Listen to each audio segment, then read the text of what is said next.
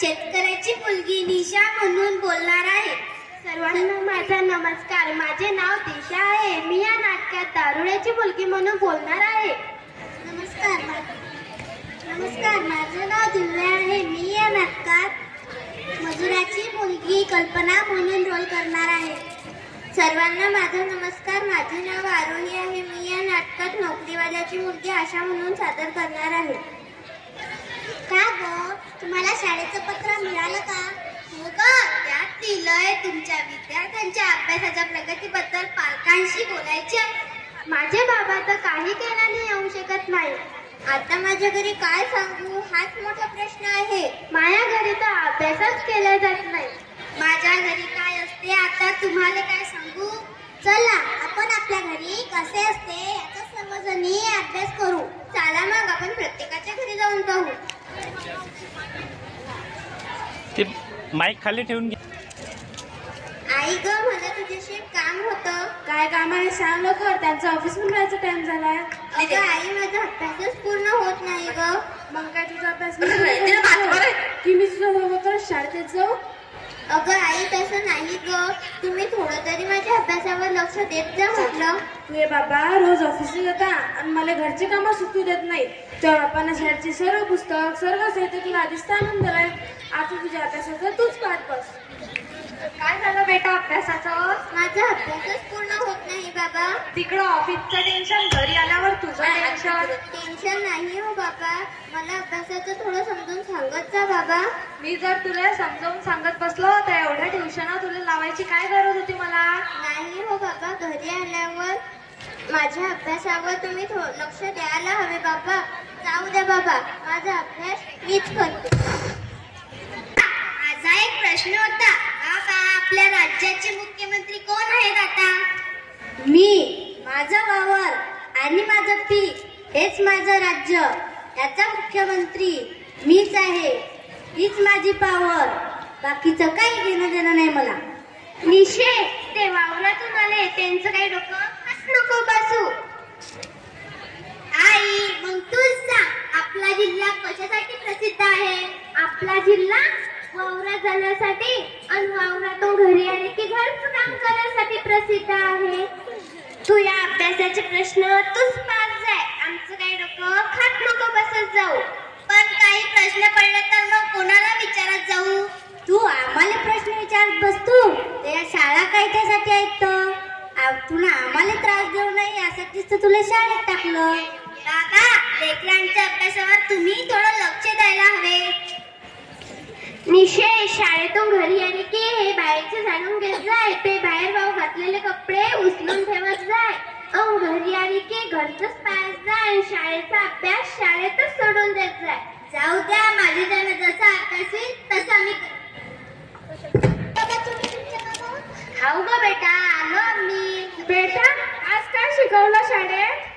बाबा, तुम्ही दोघं मी तर फक्त 7 वर्ग शिकेल. काय सांगू तुम्हाला शाळेत काय शिकवलं ते? नाही बेटा, नाही समजलं तर सांगत जा आम्हाला काय शिकवलं शाळेत ते. आम्हाला नाही ते समजलं तरी तुला शाळेतला अभ्यास आम्हाला सांगितला की आम्हाला लय हुशार वाटते की आमची मुलगी शाळेत काहीतरी चांगला अभ्यास शिकून राहिली. हाऊ ग बेटा, अजून काही अभ्यास राहिला असेल तर करून घे. मी त्यातलं घरची कामं स्वयंपाक करून घेते. तुम्ही दोघं मला असं नेहमी सहकार्य करता, म्हणूनच माझा अभ्यास नेहमी चांगला राहतो. हो बेटा, घरची काम आमचं आयुष्य आहे तर लोक ते आम्हालाच करणं आहे. समोर येत. साहेबाच्या दुकानात त्या बापाची तंबाखूची पुडी आणून ठेव पहिले. अहो आई, माझ्या शाळेचा अभ्यास लयच बाकी आहे अजून. त्या बाप दारू ढोसून येईल आणि तंबाखूने भेटली तर माझ्याच अभ्यास काढेल पहिले. चुपचाप दुकानात जाय, भल्ली कलेक्टर बनायला चालली. यानंच तर माझा अभ्यास मागे पडू राहिला.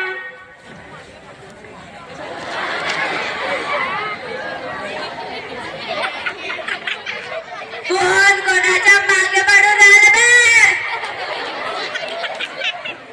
मी सोडून कोणीच रस्ता वापरणार नाही, सांगून देतो. जाय व काय ते लवकर दुकानात आणि त्या बाप झोपेस तर अजिबात आवाज नको करजो. ओ सपने,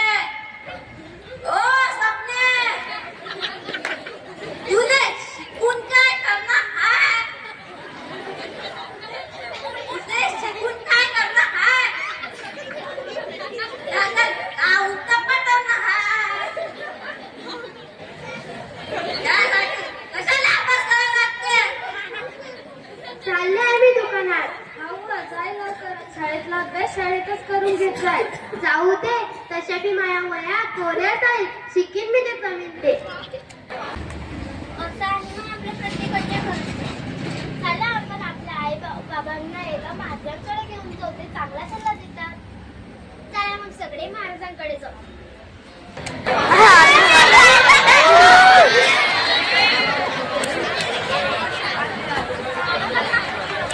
ओम नमः शिवाय. ओम नमः शिवाय. सगळ्यांना बुद्धी येऊ दे देवा. सगळ्यांना बुद्धी येऊ दे देवा. ओ महाराज, आमच्या लेकरांचा अभ्यास कसा पूर्ण होईल यावर सांगा बाबा. अरे बाबा, अभ्यासाविषय फक्त शाळेचा असतो. हा तुम्हा सगळ्यांचा विचार चुकीचा आहे. पहिले तुमचा विचार बदलवा आणि विद्यार्थ्यांवर घरीही लक्ष देत चला. पण बाबा, तुम्ही काही तर चमत्कार दाखवा महाराज. तुम्हाला लेकरांच्या अभ्यासात चमत्कार पाहिजे असेल तर 7 वचन पूर्ण करावे लागतील. सांगा बाबा, आम्ही 7ही वचन पूर्ण करू. वचन क्रमांक पहिला, लेकरांना शाळेतून आल्यावर शाळेचे नेहमी विचारावे.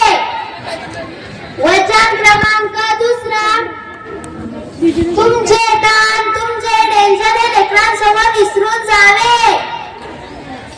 वचन क्रमांक तिसरा, लेकरं पहिले शब्द हा आई बाबा समोर शिकता, नंतर ते पुढे शाळेत शिकता. हा मुद्दा नेहमी लक्षात ठेवावा. वचन क्रमांक चौथा, शाळा आणि ट्युशन. शाळा आणि ट्युशन म्हणजे अभ्यास पूर्ण हा गैरसमज तुमच्या मनातून काढा. वचन क्रमांक 5वा, घरच्या कामाने शिकवण देणे योग्य आहे, पण घरच्या कामाचं ओझं लेकरांवर टाकू नका. वचन क्रमांक 6वा, लेकरांना शाळेतून आल्यावर शाळेचे नेहमी विचारा. लेकरांना शाळेतील अभ्यासाव्यतिरिक्त जगाची माहिती सांगत चला. वचन क्रमांक 7वा, तंबाखू आणि दारू असे वाटतं लेकरांवर टाकल्यापेक्षा चांगले विचार चांगले संस्कार आम्ही लेकरांवर टाकू असे